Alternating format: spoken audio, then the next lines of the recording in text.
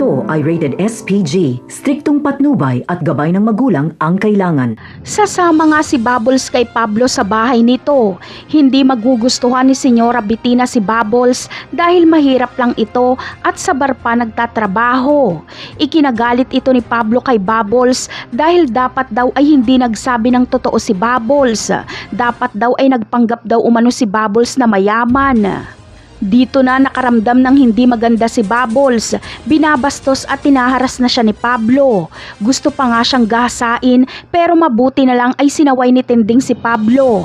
Kaya nagkaroon ng pagkakataon si Bubbles na makaiwas kay Pablo. Galit na galit naman si Pablo sa pangingialam ni Tinding at agad niyang sisitahin si Tinding. Sa mga susunod na araw ay bumalik ulit sila Pablo sa bar. Galit na galit sa kanya si Bubbles at pinagsasampal siya. Galit na galit din si Tanggol kaya nagkagulo na. Hindi umubra sila Pablo kay Tanggol kaya bugbog lang ang inabot ni Pablo. Wala siyang kalaban-laban kay Tanggol. Sa kabilang banda naman ay uuwi nga si Tinding sa kanila. Galit na galit siya kay Lena at agad niya itong sinabunutan kahit tulog. Agad na kumuha ng baril si Lena at kinuha din ni Tinding ang kanyang balisong at nagkatutukan sila.